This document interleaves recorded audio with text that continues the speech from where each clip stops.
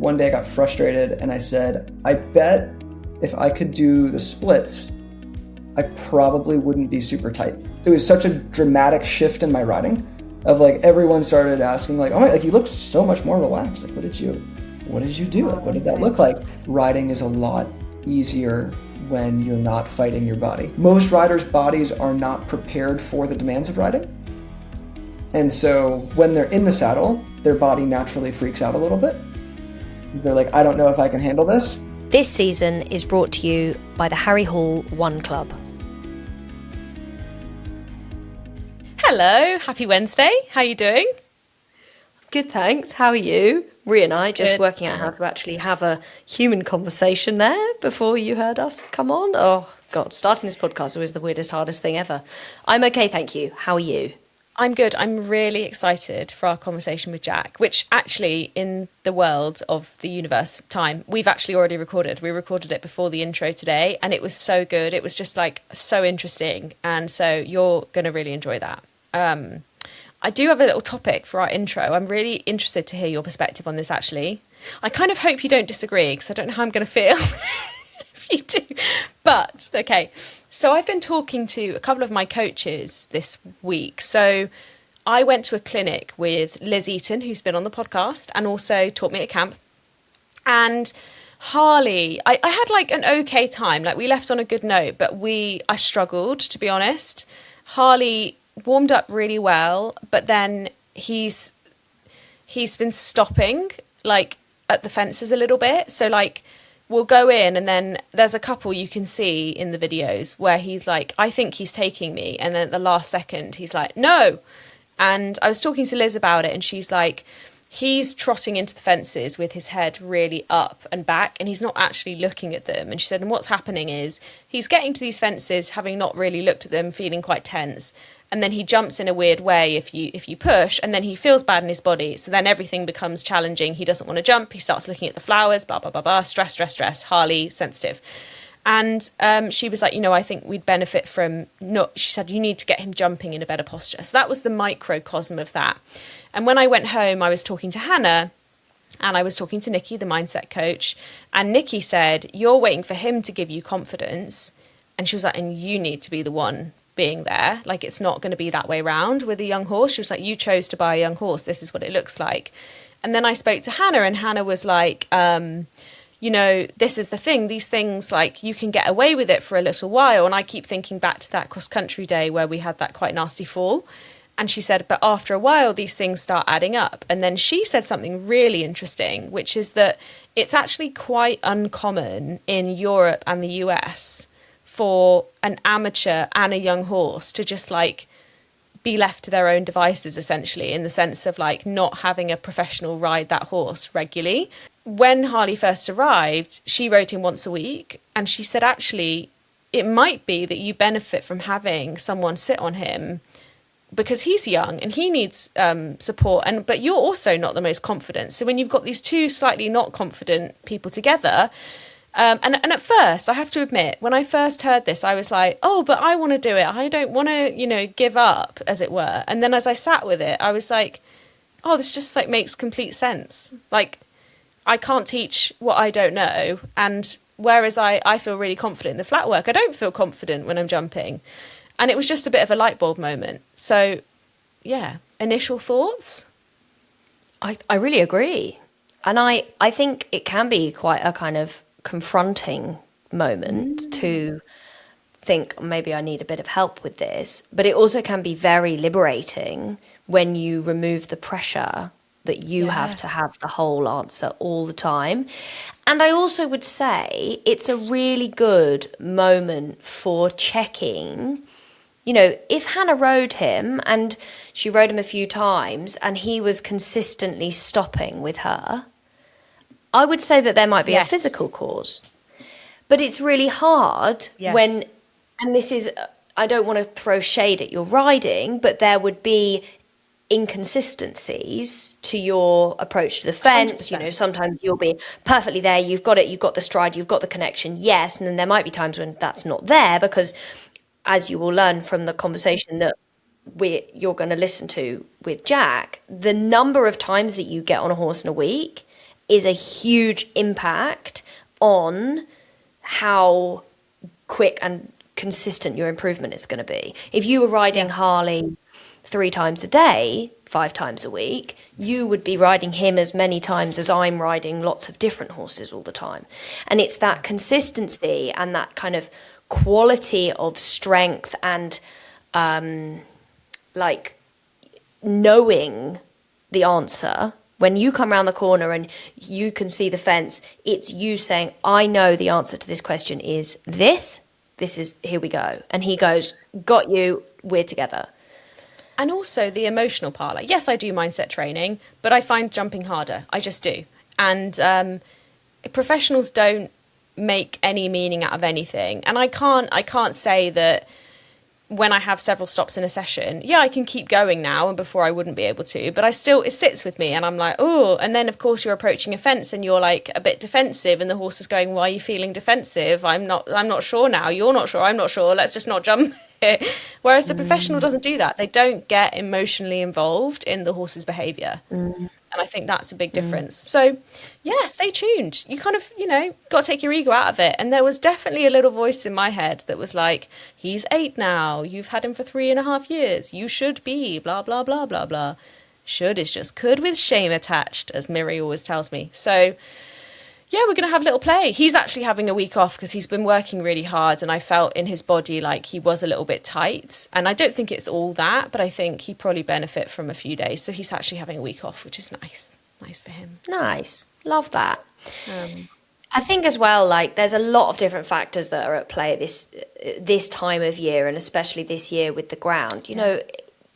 The ground is so hard, and being out and moving around on it all the time, they're not getting the respite in their joints that they would be getting when the ground is soft. There's no give in the floor. And I know you're not jumping him on hard ground, but even just being out on hard ground can be enough. And that may be something that you could consider, as that maybe he's getting a bit like jarred up is what people would call it. Because if you're doing a little bit more and then he's out on the hard ground and he's got shoes on and all of those things that add concussive force in the body, like you say, he needs a bit of downtime. So that's good. It's interesting. I look forward to hearing about how that goes. And like you said, you kind of notice these things early enough to go, that's interesting. And like, I think it's good that we're at the point now where I've been out with him twice and he's had some stops. That's literally it, twice.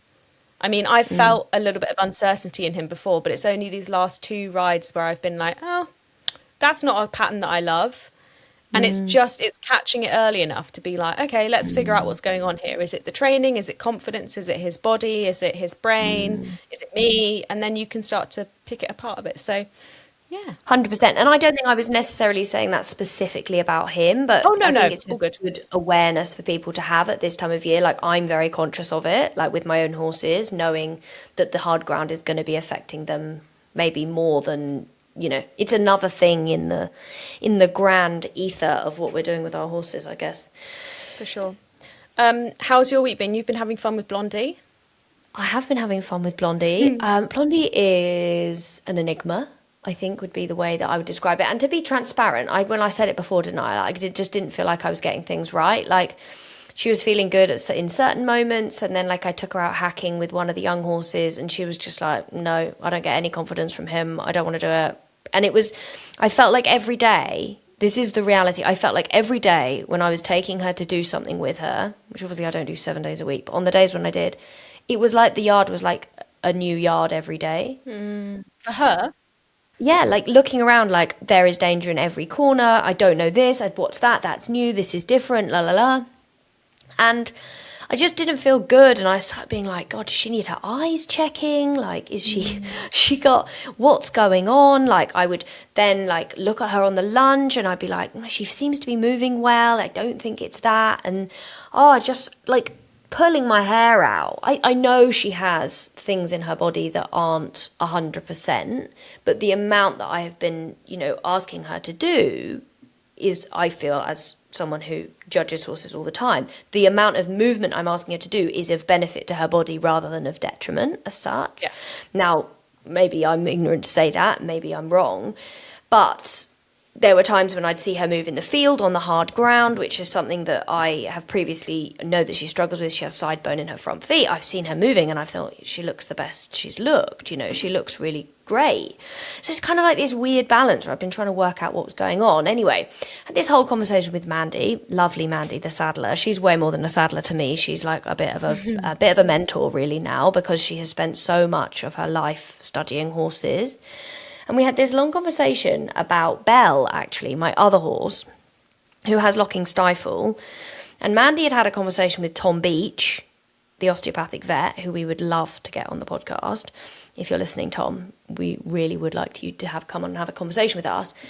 But he was talking to Mandy, who's a friend of hers, about the relevance of their kidney and their liver in terms of a certain bit of their spine and the relevance of that to their stifles. Now, I don't have a relevant article or paper to give you to back this up at this moment, but this was just the communication that led to me. And we've had amazing success on the yard with this supplement called Remount from Bromfields. I spoke about it on my Instagram because I've started Blondie and Belle on this supplement.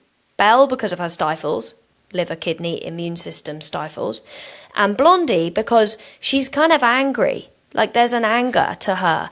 And Davina, our shiatsu specialist, says a lot to do with anger and frustration is the liver.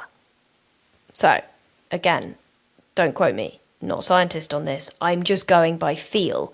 And I started feeding Blondie this supplement at the weekend last weekend, and I have seen a notable shift in her this week.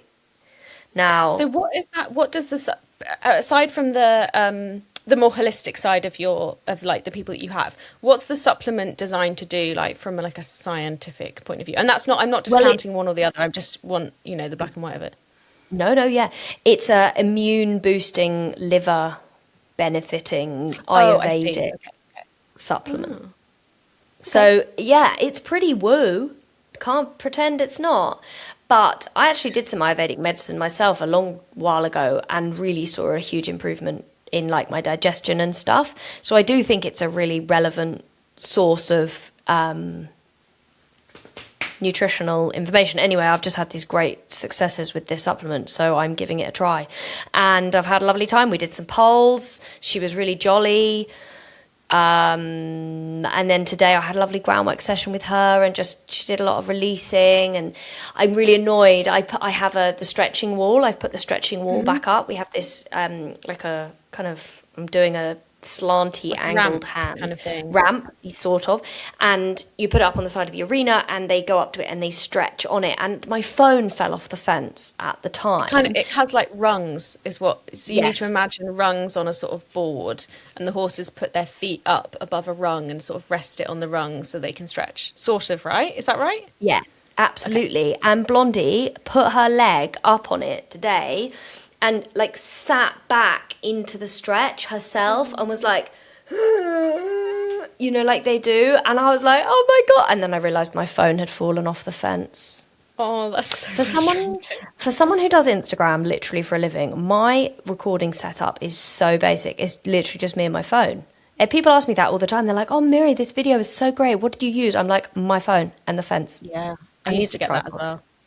I have to say, I don't film as much as I used to because I just enjoy kind of being in the moment a bit more. But I look back sometimes at the vlogs I used to make, and you think about every angle you have to set up to go and do a vlog of a fun ride. You have to set up the camera, then go get the horse, put the horse on the lorry, move the camera, put the lorry up. It's like, do you know what it's like? And I'm not a parent, so I'm going by assumption. But it's like having a toddler. Because it's like everything that you want to do is interrupted by mummy, except the mummy is moving the bloody camera from one place to another and setting up the shot. We're heading into the late summer stretch now. Bank holiday shows, the last of the long evenings, and for a lot of us, plenty of miles on the road getting to competitions and clinics. It's a brilliant time of year with horses, but the ground's still hard, yards are busy, and that's often when the little accidents happen. A knock in the field, a cut, a misstep. This is exactly why having the right insurance cover in place makes all the difference to your stress levels. Harry Hall One Club offers vet fee cover you can rely on, from just £8.40 a month, covering accidental external visible injury, the cuts, wounds and knocks, with no upper age limit and no vetting required. And if you're travelling a lot over the weekend, their breakdown and equine cover is well worth a look too, with 24-hour UK-wide rapid response. To get cover, you simply join as a One Club member from as little as £5.75 a month, which brings public liability, personal accident and equine legal expensive cover as standard. Plus, perks like a legal helpline, 24/7 counselling, free delivery and exclusive discounts on harryhall.com. So you're getting value even if you never claim. With transparent pricing, you pay the same as everyone else, and it's the same price for every horse, no favourites.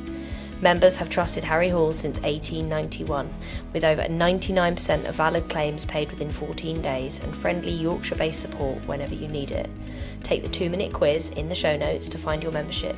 Grab a £10 voucher for harryhall.com when you join, and if it's not for you, cancel within 14 days. No stress. Join One Club and get cover today. Back to the podcast. Rhi and I have talked about kind of introducing some different features to the podcast, and we are going to start like trying to be a bit more diverse and have some things that we are going to roll out each week. And one of them that we have decided on is a recommendation for you guys, and it can be anything, but both of us are going to bring you a recommendation, and I am going to give you mine right now. Do it. So when I was on holiday, I came to the understanding and the realisation that I am so sick of choosing what is for dinner. Beyond sick of it. I would get to the point at the end of the day, I'd think I just want to eat a bowl of cereal because I have no interest in choosing what I want to eat for dinner.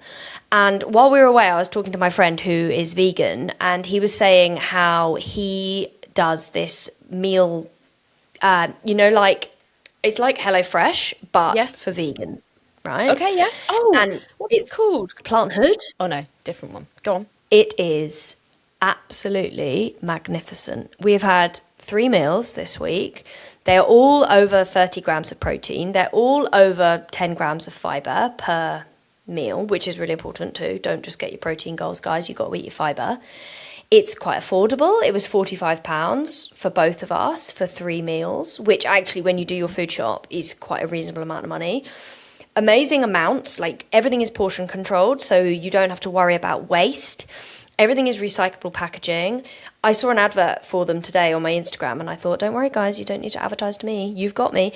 But it's like locally sourced, it's as organic as far as they can manage. All of their suppliers are like sustainable. They gave us tofu in our last night's one, and the tofu is from Yorkshire. And I'm like, yeah. And that brings me on to a really important thing to say. In last week's episode, lovely Ellen mentioned that at the end, towards the end of the episode, we have actually now edited it. So if for some reason you listen to these out of order, but you may have heard that Ellen said that we are moving away from eating soya in the human diet as well as the horse diet. Now, the horse diet part absolutely lands. We definitely are moving away from feeding soya as a basis for horse feed. It is a waste product. It's essentially like a feed source that is given to meat or dairy producing animals, and so it's all designed around like fat and profitability, which most of us aren't trying to do with our horses. And so we are moving away from it in the horse world, but we definitely aren't moving away from it as a human source of good protein. I eat tofu every day, pretty much. So we just wanted to clarify that. Ellen, Rhi and I did speak after the episode, and I just questioned her on it, and it shouldn't have made it into the edit at all. So we apologise that was a bit of misinformation. We had some lovely messages from you guys talking about it, and we're so grateful if ever we talk about things and you are interested, but you think maybe we've not got something quite right. We really do want you to come and talk to us about it. We are not holier than thou as such, and we definitely 100%. Want to be pulled up on our truth-giving moments. But yeah, it's just been really cool, and I really highly recommend Planthood. 10 out of 10, recommending it to all of my friends. Have you got anything that you would like to recommend this week, Riri? I do have a recommendation. So I was in Cannes recently, which is so Cannes is where the marketing world go.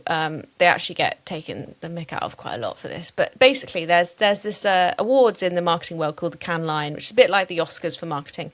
And so the Cannes Lion marketing awards happen every year, and around that, a lot of the biggest brands in the world go, and they kind of get together and they talk and they make deals and all the rest of it.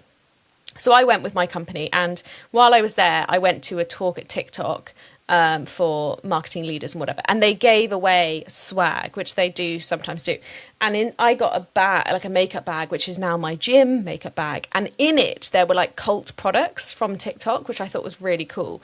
And one of them was this sun cream called Beauty of Joacin Sun Relief Rice and Probiotics. It's an SPF of 50 plus. It is certified cruelty free, doesn't test on animals, and it's really, really good. It's like I mean, it looks after your skin, and I wear it every day, but it doesn't make me feel greasy, and it doesn't leave like a white sort of sheen on your face, and I really like it. And the irony of the situation is I use it too, without us having had this conversation.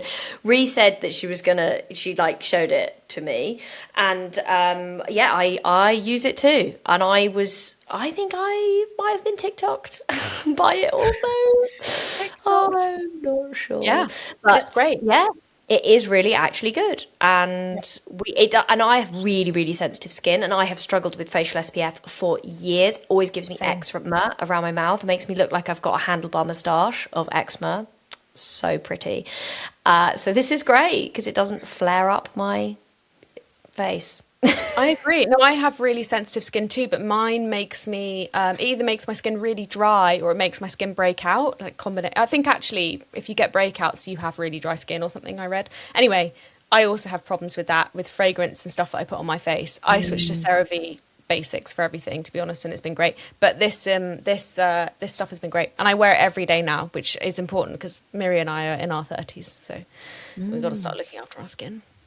Oh, I know. I'm going to look like a paper bag by the time I'm 40. I've just kind of accepted it.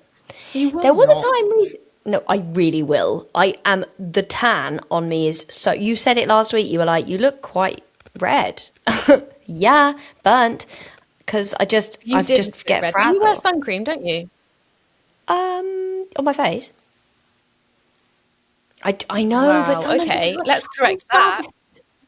I started on the yard at 6:30 this morning. Like, I just about managed to feed the dogs and clamber out of the house looking... I don't know. I need to put sun cream on. You're absolutely right. Sorry. Sorry. Bad. I do hate putting it on, though. I think... Do you ever find it makes you feel quite warm? Because you've got, like, an extra layer. That's how I feel when I put sun cream on. Oh, I've never thought that before, but that's interesting. No. Well, if I you don't have think that problem, you should definitely put it on. Yeah, definitely. I'm going to a clinic tomorrow. Oh, yeah? What for? I'm going to take Belle, Little Miss Locking Stifle, and it's getting better, but her walk has changed since she's been on this supplement. Anyway, I'll keep reporting back on the liver connected to stifle cycle that I'm going through. But I'm going to this cool clinic about this tensegral work. Have you seen this? Olivia Towers has been sharing a lot of it. She's kind of changed the way she's doing things.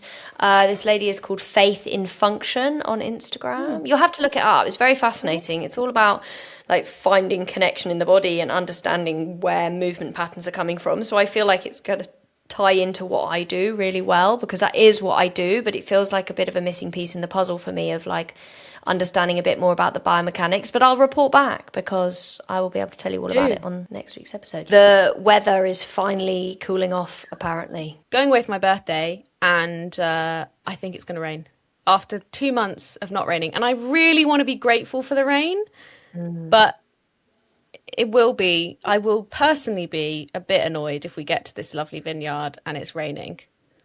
Are you going in the UK to a vineyard and it's going to rain? Yes. Oh, well, yeah. No, okay. I don't think it's going to be that bad. You'll still have I will be grateful. I promise, Mother Earth, give me the rain, and I promise to separate the two. I will be grateful for all of us and sad for myself. Yeah, literally. I've been trying not to consume myself with my climate anxiety, but it is really hard, isn't it? Yeah, I mean, I don't really have any good advice for that, because burying your head in the sand isn't very useful. But equally, I think you can feel quite powerless. I think all you can keep focusing on is those individual actions and your local community, and also accept that there are things that you cannot change I know. in that moment in your life, Yeah, for sure. I think I've actually been spending quite a lot of time not on social media, which has been really helpful. I had actually spent 3 whole days where I didn't go on Instagram at all. I just posted things and but I didn't consume anything. And that was another thing actually that my vegan friend said to me when I was away. He said to me, sometimes you have to reduce the amount that you input so that you can start to output again. And that felt really relevant to me. Like, as in, like from an energy. Yeah, well, it would don't input so much information. So stop inputting so much so that you can get back to a bit of a baseline so that then you can output again. It's almost like overstuffing your system. You can't you've got no ability to give anything out again. It was a really interesting way of thinking about it. He's a very insightful, wise person. I like that. I have become quite fascinated with this idea, and I don't think it's attributed to any one person, but it's this idea that we all have creative thoughts and ideas, but we can't hear them because we don't spend time in silence. We're always listening to the radio or watching a TV show or listening to a podcast, and I'm guilty of this. When I'm walking around the house tidying up, always got a podcast or an audiobook on, and I've always been that way. Even as a child, I would listen to audio, I had little tapes that I would listen to. I wasn't allowed out of my room until 7 a.m. because I used to wake up at 4:30 because my dad was a farmer, and sometimes I wasn't allowed to go with him. So my parents were like, you can stay in your room, you can do anything in your room, build a farmyard, whatever, but you have to stay there. So I would listen to these story tapes and build my farmyard. And my parents would open the door some days and it would just be a huge farmyard across the floor. And that's okay. You were the same. I did used to listen to audio tapes, and I also did have a farm. We still have it. Yeah, well mine is now is used by my niece, which is very, very fun. And it's all got different sized animals, and there's this little Shire horse that still brings me a lot of joy. Anyway, the point is that we need to spend more time in silence in order for those thoughts of our own brain to come to the surface. But that's actually quite difficult to do in modern life. I find it quite difficult to be in silence. Yeah, we have to learn how to be bored again. Yes, exactly.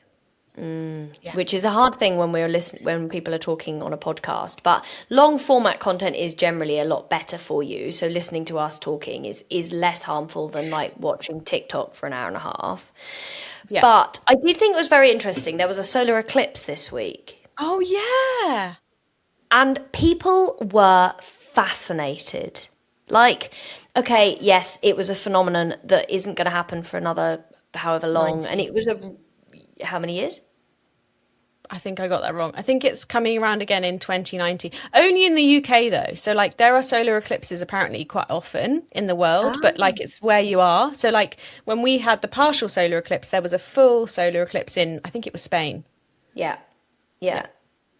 And it was bonkers. Local to me, there's a place that's a National Trust. There's a National Trust cafe and stuff, and it's this big mountainy hill thing. It's called the Dunstable Downs, and people were literally queued up in the road. People had abandoned their cars. It was kind of bonkers, and it was all over social media. It was a media storm. It was this huge thing where people were watching. And I'm a bit annoyed, I think, because people were so obsessed by the moon getting in the way of the sun. And I'm thinking, if you guys all cared as much about this, 1% of all of you cared about this as you do about the planet, and everybody was petitioning to the government about changing their policies, and everybody was eating less animals that can stop producing so much methane and stop producing so much animal, the agriculture that goes into it. If 1% of this care for this one moment was put into the world, I think huge change could happen. And it just kind of frustrated me a bit. I'm going to try and reframe it for you, because a friend of mine who is I used to work with them, they now do kind of nature stuff on YouTube full time. And their perspective is very similar to yours, but with a slight reframe. They were actually, ironically, on a plane coming back to the UK, and they said that they looked down, obviously as they were getting closer, and there was just like loads of people outside, like looking up at the world. And she said, I could see some people, but I was also imagining this moment in time. And she was like, isn't it amazing that like people have got this moment where they've suddenly connected to how amazing our world is and how amazing nature is and da da da. So I hear you. I think the phenomenal nature of it makes people excited, but it also could be an opening for people to be like, wow, I never actually thought about how amazing our world is and the natural world, and maybe I'm going to change some of the stuff I do for it. And if we're lucky, some charities will think like you and be like, this is a moment where I capitalize on the excitement and the enthusiasm here, and I try and turn it into something long term that feels exciting, not like people being hit over the head in a, you're doing it wrong kind of way, So there's a possible positive thing out of this, I think, maybe. Yeah, I mean, I think if people can be that excited by this sort of thing, then we can all be very excited about looking after the earth. And it was interesting, I spoke about it on my Instagram recently. I said, are other people like thinking about this in the way I was? And I had so many encouraging messages being like, yes, me too. Yes, I am. I'm doing everything I can. And I was warmed by those messages because there is hope. And I saw this guy again. I shared his post yesterday on Instagram. I'm going to put him in the show notes. I cannot remember his name. The Fork Ranger. And he talks about things being so clear. He's got this whole list of things that he's printed out on his wall. And he's like, these are the really important things. Like reforestation is a huge important thing, but it's really slow. Right? Yeah. Whereas something like changing the way that people have their food systems and the amount of waste, did you know that 1/3 of all food is wasted? That is high. That is high. Very high. And I watched his video, and that's where I was like, I like this, because he's like, someone watches that and goes, I can't do anything about deforestation. I'm just a girl. I'm just a person, right? But I can decide that I'm not going to buy too much at the supermarket this week. I'm going to make sure that I only buy what I'm going to eat, or, thereabouts. And that feels like very manageable, Agreed. Exactly. And he was saying like, these are the things that we could really quite quickly, if people change the way they eat, and we also do something about this terrible food waste problem that we have, which again isn't in our control. It is the supermarkets. It is the major consumers. We are the minor consumer, they are the major as such, because they're buying it and passing it on to us. Those two things would be a huge shift, because it would reduce the methane, it would improve our soil, because we would be using less of the agricultural product for animals. And it's just like these things, I think, there is hope. There really is hope. Don't be despondent. We can turn things around, because we gotta do it. There's so many fires. There's been so many fires near me. First time ever yesterday, somebody cancelled their session with me because there was a fire in their field. That's scary shit. It is. There is no good segue from that to our guest, but I guess, No, that was a bit hard. Sorry, everyone. But it's one of those things that I just don't think I can not talk about it. And when you have a platform to talk about these things, I think if we shy away from it and pretend like it's not happening, then that's really ignorant of us, because we are both very conscious human beings. And I hope that it's okay to talk about these sorts of things. And please do stick around for our guest, because Jack is such an interesting guy. He is a PT in Florida, and he is an equestrian specific one. And he is going to have some golden nuggets of information for you guys. So if you ride a horse, or if you don't ride a horse, but you are interested in the connection between your body and your horse's body, then stay tuned, because it's a good one. This episode is brought to you by Westgate Labs. As horse owners, we're always trying to make the best decisions for our horses, and that's exactly why we love what Westgate Labs stands for. Their philosophy is simple: test first, then treat only if it's actually needed. For more than 26 years, they've been supporting horse owners with reliable parasite testing, helping you understand what's happening before reaching for a wormer. It's a better approach for your horse, better for your grazing, and helps protect the effectiveness of worming medicines for the future. Westgate doesn't just provide test results, they help you understand them. Their experienced team is on hand to answer questions and provide practical advice, whether you have one horse at home or manage an entire yard. The process couldn't be easier. Order online, post your sample back, and receive clear results through your free online account, where you can also keep track of your horse's testing history. If you'd like to take a more informed approach to parasite control, visit westgatelabs.co.uk and use EQLife10 for 10% off your order, excluding Equicell and subscriptions. That's EQLIFE10 for 10% off. A huge thank you to Westgate Labs for supporting this equestrian life. Back to the podcast. Jack, welcome to the podcast. We're so excited to have you. Thanks for having me. Slightly different accent for our listeners. We often have a lot of British guests, but you are not British. So tell us where you're from. Where are you dialing in from today? Yeah, super American. I live in South Florida. So I live in Wellington. I don't know if you guys know where that is. Disneyland for horses. We've learned from the internet. So I live in Wellington. I moved around a lot growing up. So I think we moved like 8 or 9 times. And so I would say I was born in Delaware, but ages 7 to like 17 were in Texas, which is where I started riding, and then ended up in North Carolina, started doing Florida seasonally, and then slowly 3 months became 6 months, 6 months became 9 months, and then I bounced around a while. I've been all over, but now I've found a home base in Wellington. I love that. And before we get into who you are and what you do, Wellington, you're there all year round? Because I know a lot of riders come in and go out either for the winter or the summer. I can't remember which way around, and then they go somewhere else. I'm year round. My wife, my now wife at the time, she was obviously not my wife. When I met her, she was going to school in South Florida, and I was splitting time. I had been to South Carolina, Florida, and then I'd just done Germany, and so I was between those 3. And then I met her. And I was like, wow, this feels like a really good reason to stay in South Florida for longer. And then we got married and now we're down there. I love that. Love brings everything together. We love to hear that. Nice. So, Jack, tell us a little bit about you. Tell us what you do now and then how you got into it. Yeah. So we do online, it's the best way to describe it, online personal training for people who ride horses, discipline agnostic. The only thing that's really important is that people want to get better at riding and be the best rider they can be. So we have 10 team members. It did not start that way. It started with me. I was a dressage rider since I was 10. And I competed all the way up through the Grand Prix on a couple different, I only took one horse to Grand Prix, but I had ridden multiple different horses. And the thing that I was consistently given feedback on was that I was really, really tight and really, really tense, and that my horses would be tense because I was so tense.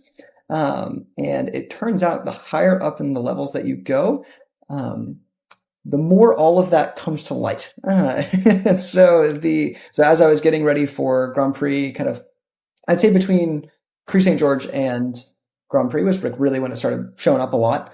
Because everything has to be so fine-tuned and like very like just easy going, ready to be there. And I could not, for the life of me, do piaffe because my legs were so tight, the horse would just stop. And so when you're about 3 to 4 weeks from going down center line, it's typically not where you want to be. And so it just really highlighted an issue for me. And especially because like all the horses that I had, they tried super hard for me. Mm. So it's like, there's nothing more frustrating than like, hey, this horse is trying for me. We're both trying to do this thing, but it's not happening and it's my fault. Yay. Right. And so I had a strong kind of strength and conditioning background, lots of like powerlifting, just kind of more traditional, like just, I guess what you would consider normal gym stuff. And that was kind of what I'd grown up doing. And I was the friend where he would be like, hey, Jack, like I need a workout program. I need to do X, Y, Z. And I'd be like, sure. And I just build it out for him. But I had never connected the two. I had never thought like, oh, like maybe I could like use this to like benefit my riding. And it wasn't until I was like super duper tight, super duper tense. And one day I got frustrated and I said, I bet if I could do the splits, I probably wouldn't be super tight. That's a big jump. Yeah. It felt like, it felt like a reasonable assumption. If it's like, I will probably be less tight if I could do the splits. And so that's what started the journey.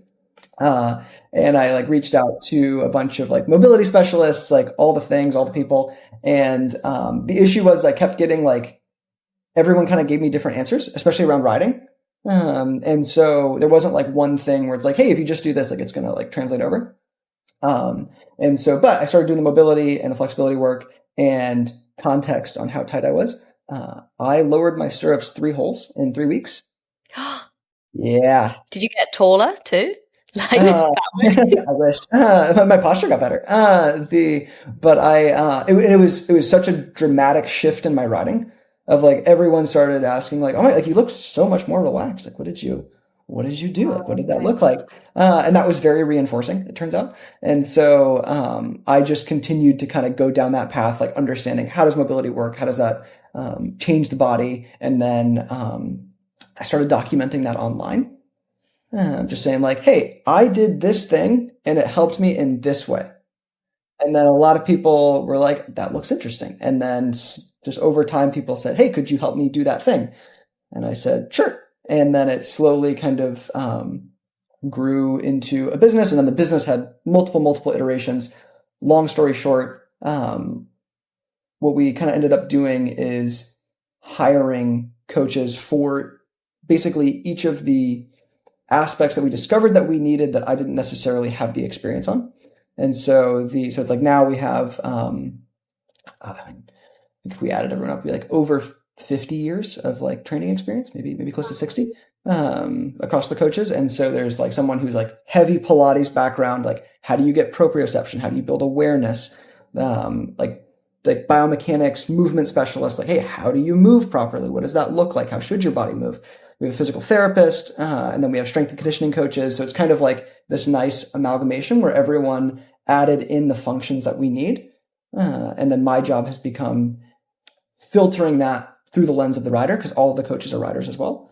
That's so nice. Yeah. And so there's not very many of them, but when they find out about what we do, they're like, I want to work there. And so that's kind of how it grew. And then we kind of developed a system around that.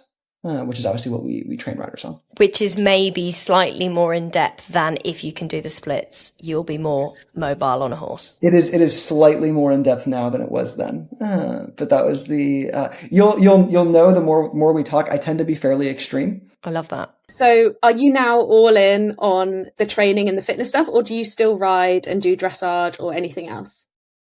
Great question. So I, over the last year, took a step back from riding, with full intentions of coming back in full swing and going, just purely because I enjoy it. I don't have a ton of desire to like compete or do anything crazy. But no, I took a step back this last year, so I could focus on the business. And so, when you've employees, it's like, I want to make sure everyone is fed and happy and moving in the right direction. Nice. I love that. Because you just said that, I'm even more impressed actually with some of the content that you put out, because I was actually saying this before we started the podcast, but Miri and I have obviously seen your content on Instagram a lot. And there was one video recently that you put up about pain in riders in the kind of lower back, top of the glute, kind of behind the hip. And I was saying to you that I've had that pain on and off for years, and I've tried several physios and I've tried lots of things. And I watched this video, which was like a minute long, did those stretches, and immediately did it for like 3 days, the pain's gone.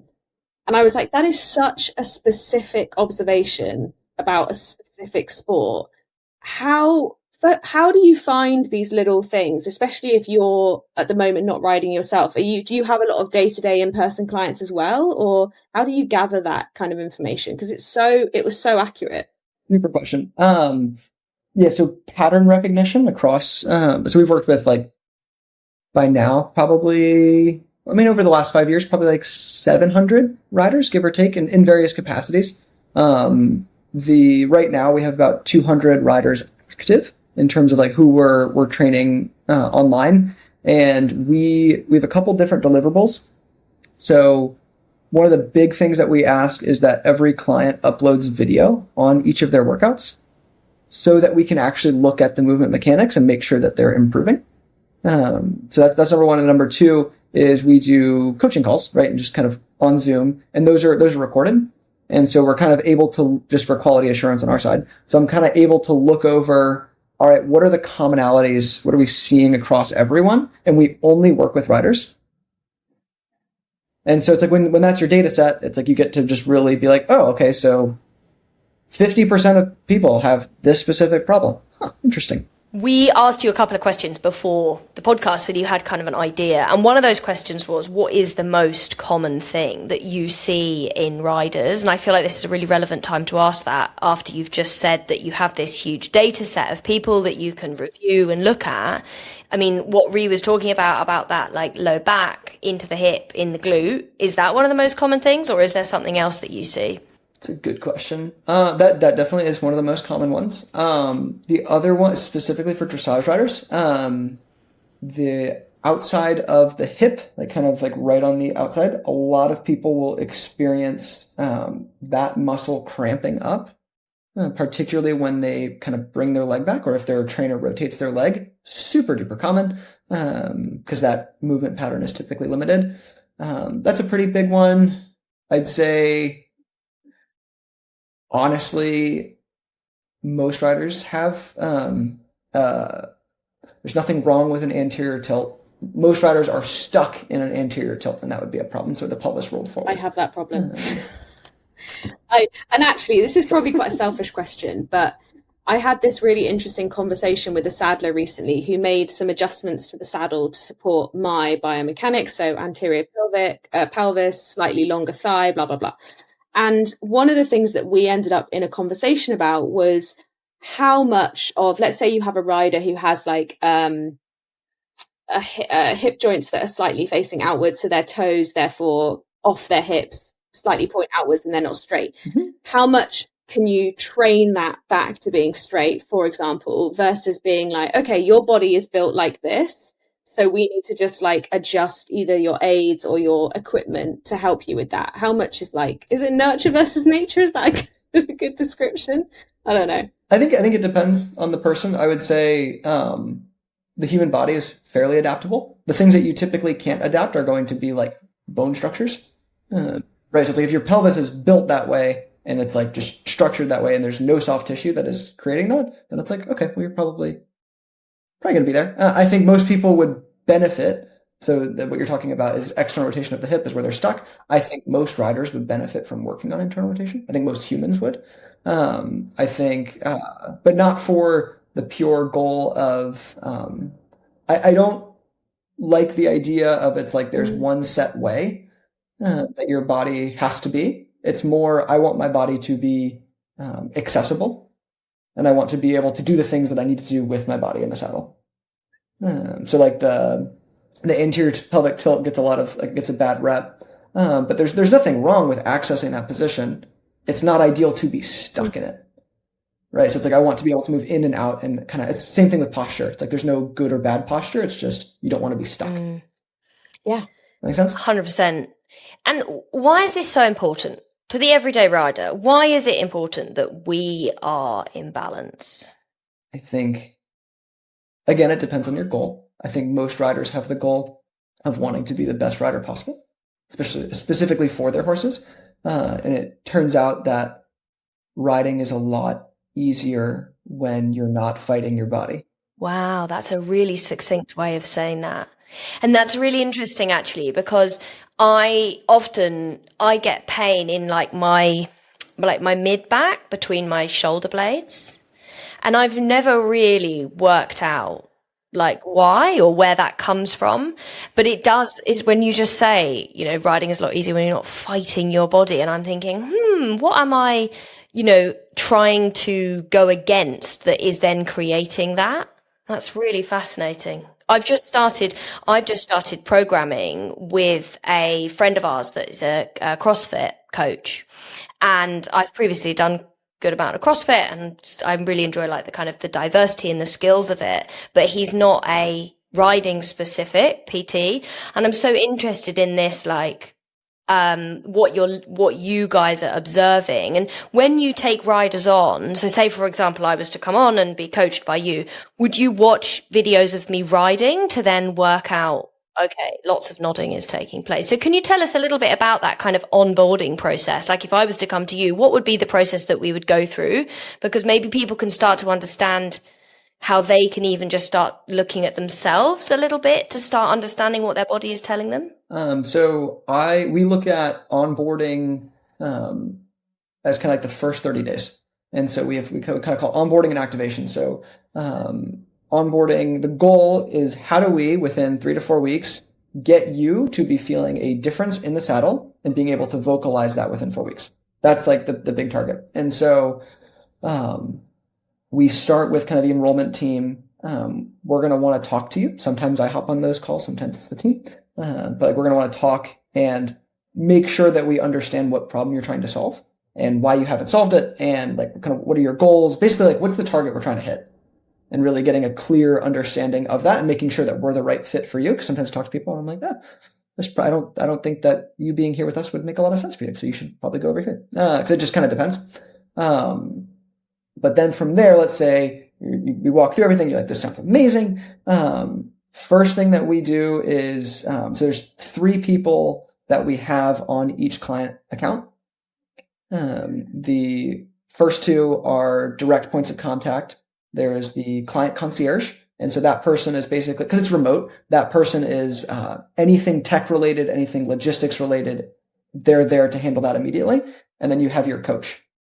And so the coach is going, first you would upload videos of your movement from a physical perspective, just going through different screens so we can see basically what patterns is your body stuck in. And then also looking at video of your riding, your coach would analyze that and then kind of looking over your goals, what you want to work on, take all 3 of those together. And then from there, it's like, okay, we think that these are the 1 or 2 things that we focus on first are going to give you the most benefit. Yeah, totally. Makes sense? And then we have the third person we have on the account. We have our clinical team. It's like physical therapists, registered kinesiologists, like people who are licensed, and they are kind of advisory. So we can, like, if coaches are like, hey, I'm seeing this thing, it just looks a little bit weird. Can you take a look at it? Or if we have, heaven forbid, someone falls off their horse and gets injured, we kind of have that escalation route. So those, we all kind of look and we say, what do we think the problem is? Okay, if we do these 3 things, that will solve it. That's usually the first week. Then we start the workouts, and then over those next couple weeks, as we see more movement, we continue to fine tune and get deeper into it.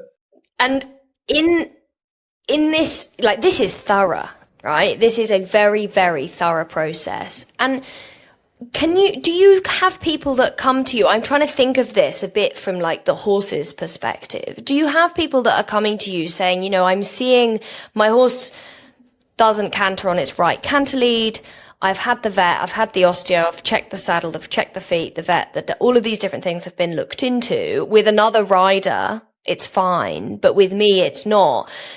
Do people come to you with those kinds of problems, and are you helping them analyze, are you helping them analyze the horse as well? Like the way in which they're communicating, like their aids? So this is kind of that's why we do the call to start, to make sure that this is the right fit. If someone is a brand new rider, so let's say first year, maybe 2 years, where they're like just figuring out like the basics of like, what does a canter feel like? What does a trot feel like? What does all that feel like? It's actually, let me explain it this way. You get better at riding in 3 primary ways. There's number 1, you have to have a horse to ride. So I think of it like a ladder. Horse over here. If you don't have a horse, I promise you don't get better at riding. 2 is your actual knowledge.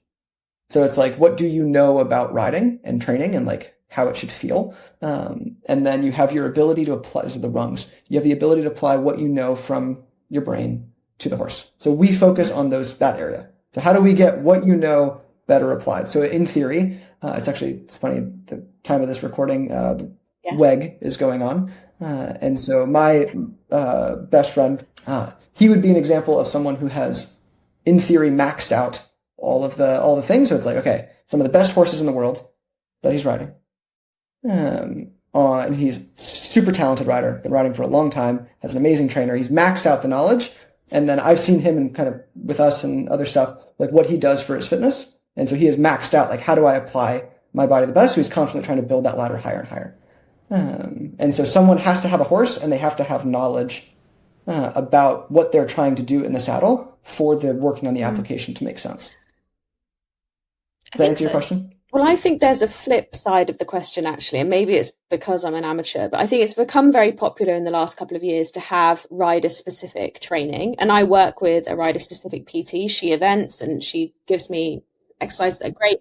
But to be honest, I think it's a bit with amateurs, like you don't know what you don't know. And especially if you're a little bit earlier in your journey or you don't have that confidence in your feel, you can be like, well, I didn't know it was meant to feel another way. And until it wasn't until I changed a couple of things that I was like, whoa, to your point, this feels so much easier. I didn't realize I was fighting my body. So for people who maybe had never considered this sort of thing, what kind of things might show up for them that to you, I know it's a little bit, chicken and egg, but might be a signal that they could probably use a bit of support from somebody like you? Super question. I would say if your rides, if you can solve a lot of the problems that you're having in your riding with, I wish my body would just do insert action. If you could solve most of the problems with that, that is usually a good sign that it's not like what you're trying to do, it's just not happening. Right? And so it's like, man, I really wish I could get this horse straight. Why can't you get the horse straight? Well, is your pelvis crooked? What's those kinds of things. So if you know what you're trying to accomplish, but it's not occurring, and you're getting the same feedback over and over, lesson after lesson, that's usually a good. You said something so interesting right at the start when you were talking about your own mobility, because you said like you were really stiff, but you also said that you were very tense. And I wonder if you could talk a little bit about like relaxation in the saddle. I was teaching this morning and the lovely person who I was teaching, she was trying really hard. Like she's had a really, really rough time with this horse and she's just starting to like ride him again and enjoy it. And we've done tons of work with him. Like me and my team have done tons of work with him and her to enable the riding to happen again. And one of the interesting things is she was really like I want to do a good job of everything. And I was like, I need you to do at least 50% less. And that removal was really, really helpful for her. And I wondered if you could talk about some of the things or some of the awarenesses, like quite specifically, that people can check in with maybe when they're getting on to help a little bit with some of that kind of awareness and that softness rather than like, I want to do everything right all the time and it's going to make me tense. Got it. So yes, the way I'm going to answer this is like a two-part, because there's the things that I would do outside of the saddle and then there's the things that I would do in the saddle. When you're in the saddle, I consider that kind of like, now we're in damage control mode, where it's like, because my focus when I'm riding is I should be focused on riding. And so it's like, I'm going to, when I would ride, like I would physically shake out my arms, lots of breathing drills, box breathing, that kind of stuff to like just get things relaxed. But I think there is more benefit in the sense of answering the question, why am I so tense in the saddle to begin with? That would kind of be like, how do I just avoid this happening in the future? Would kind of be my approach to it. And I think for most riders, at least the ones that we work with, again, so that's the data set. Most riders' bodies are not prepared for the demands of riding. And so when they're in the saddle, their body naturally freaks out a little bit. And they're like, I don't know if I can handle this. The analogy I always like to use is, if you guys walk down a dark alley in London, where you guys are, would you feel particularly relaxed? Exactly. Right? Because you're not sure. It's like, I don't know what's going to happen here. I don't know if I can handle it. And so from a strength perspective, it's like, okay, do I trust my body to be able to handle what the horse is going to do? And then that, I think the more strength, mobility, and feel that you have, the easier that gets. Makes sense. So going from on the horse to off the horse, let's say I come to you and I'm like, well, Jack, I'm already in the gym 4 times a week. I do XXX. is there anything that someone could come to you and be like, well, I already do this in the gym, that you'd be like, that is probably the worst thing you could be doing as a rider in the gym, and instead you should do this? Without giving away all your secrets, obviously. Oh. Yeah, no, I'm happy to give away the secret. The hard part is just, I hate this answer. It depends. I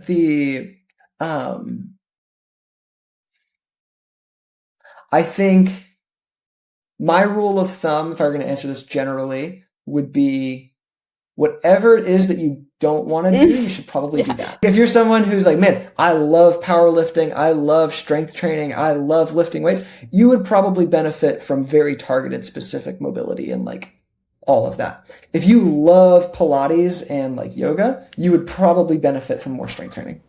And so whatever thing you're like, I really don't want to do that, you should probably do that.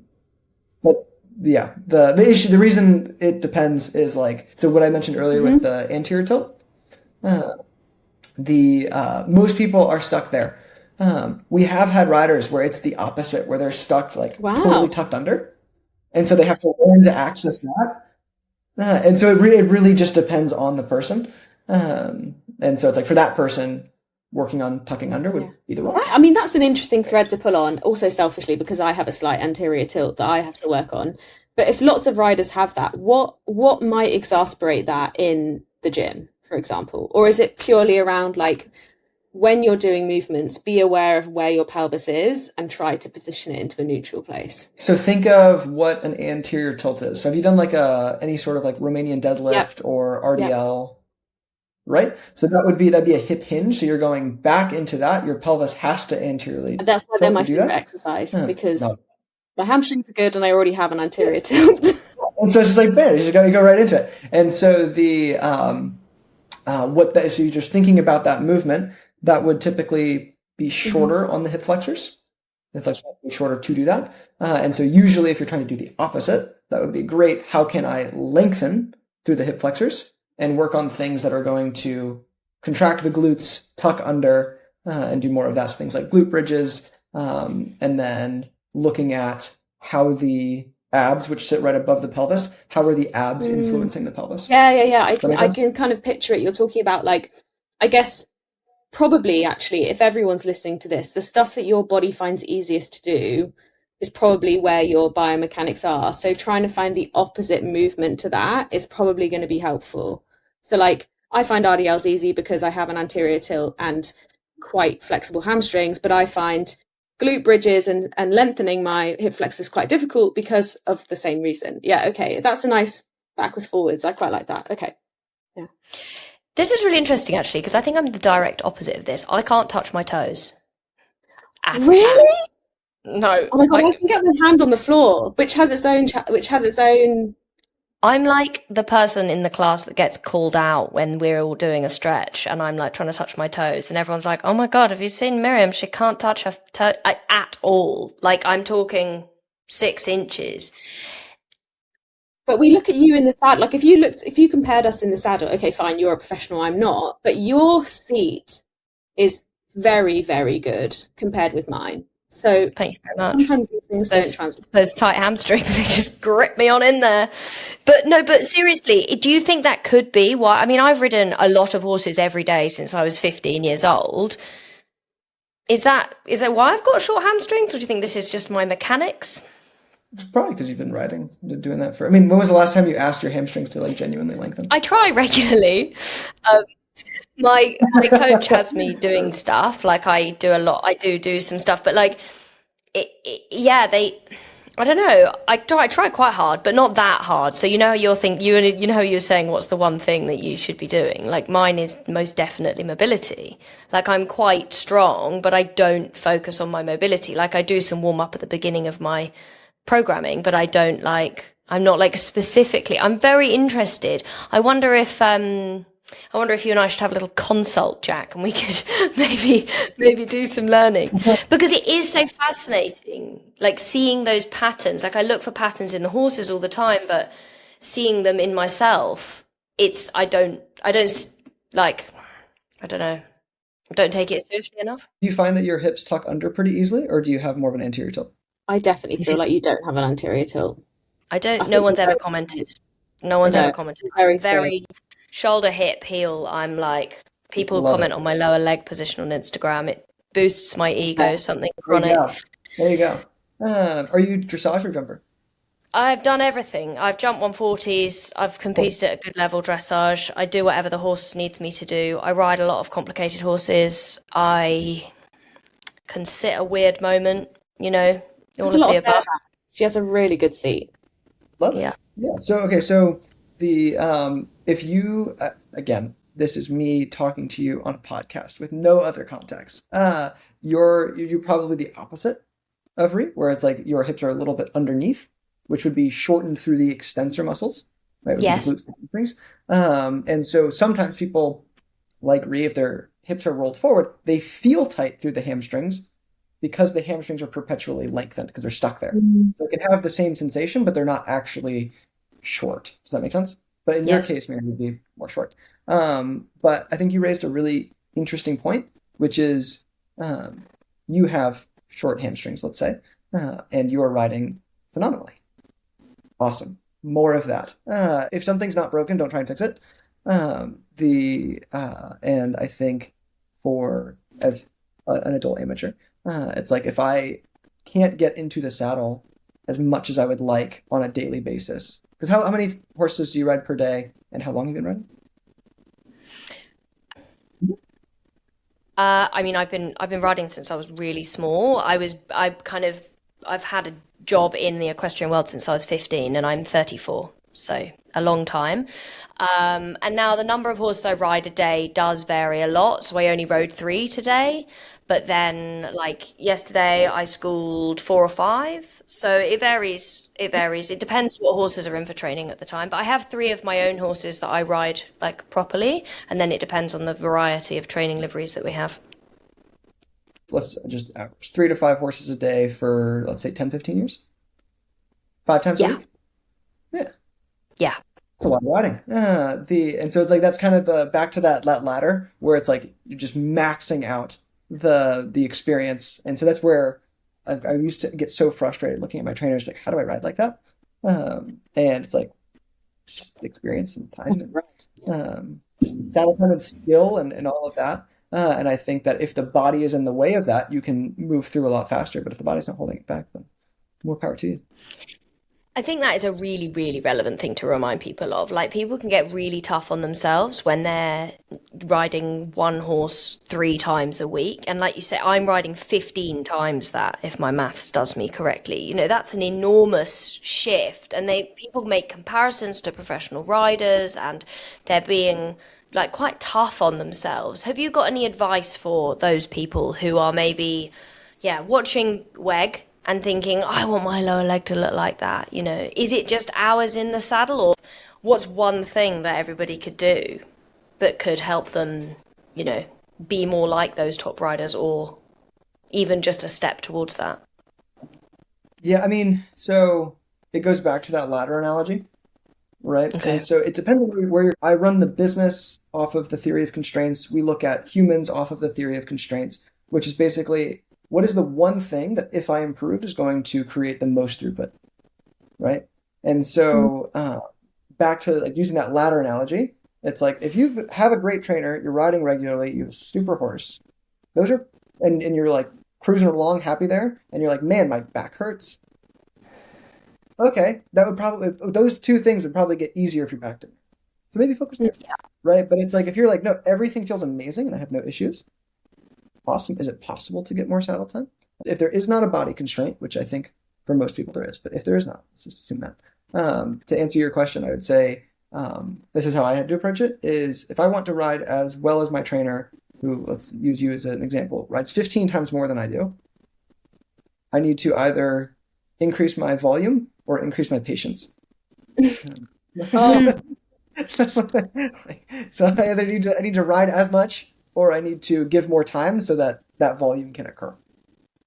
That is a fantastic quote. I love that.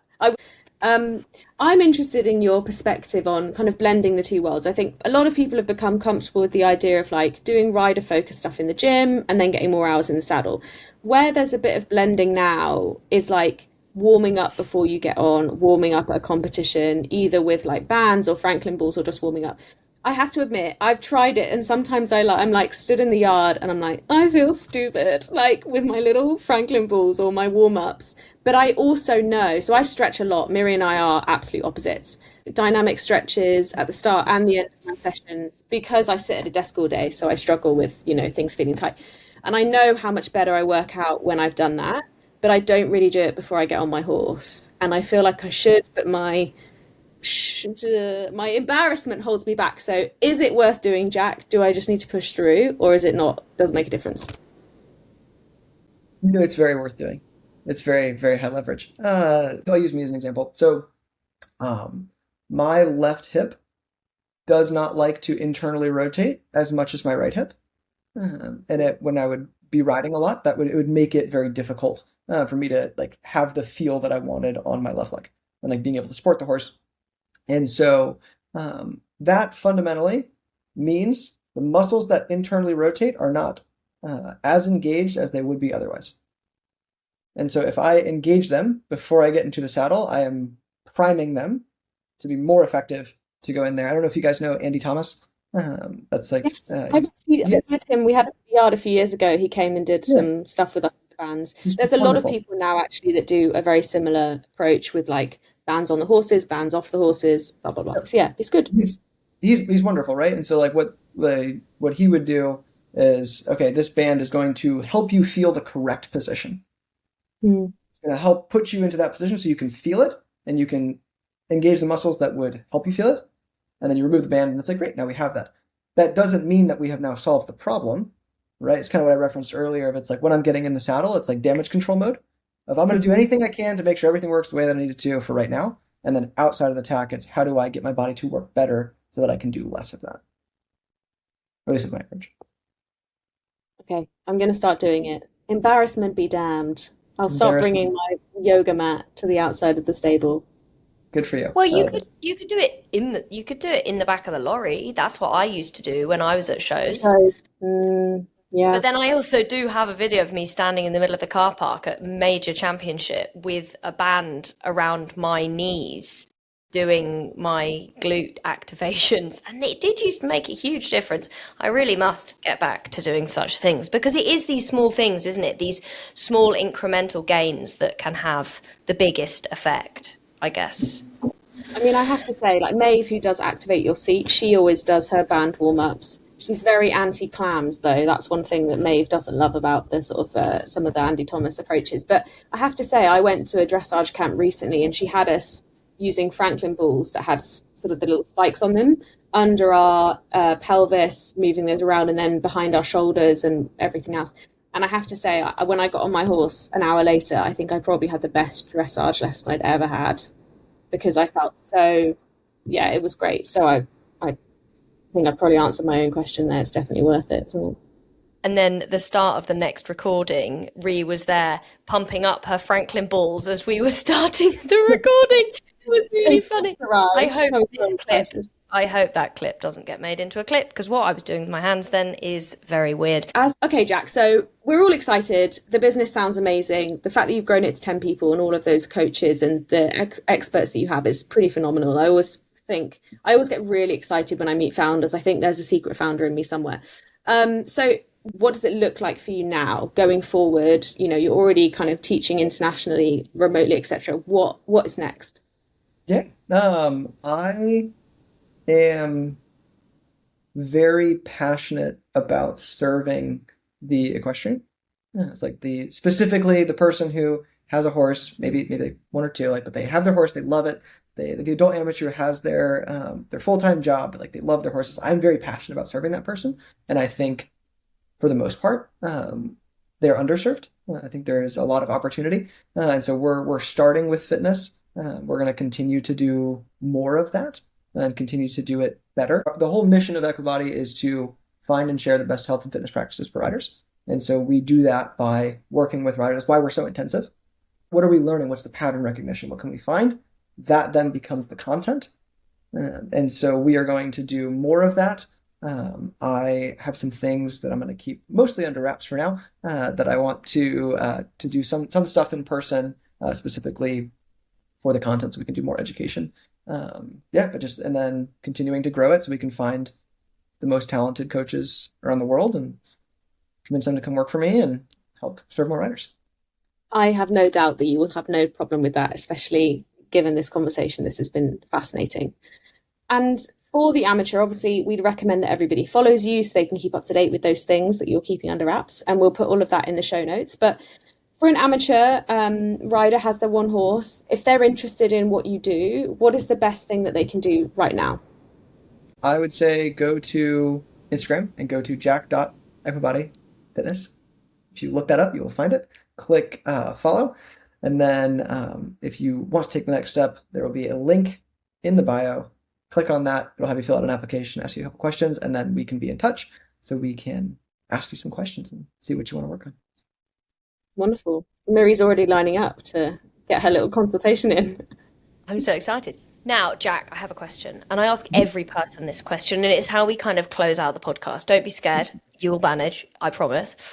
The question is, if you had one thing that you could say to every equestrian and they had to listen and do the thing, what would that one thing be? I would say to consistently, week over week, do strength training through a full range of motion across all joints of the body. Love that. Okay. That'll be my For the answer. benefit of the horse and then, I guess. And you're going to feel better, ride longer, and ride better. That feels like it's like an easy win. Easy win.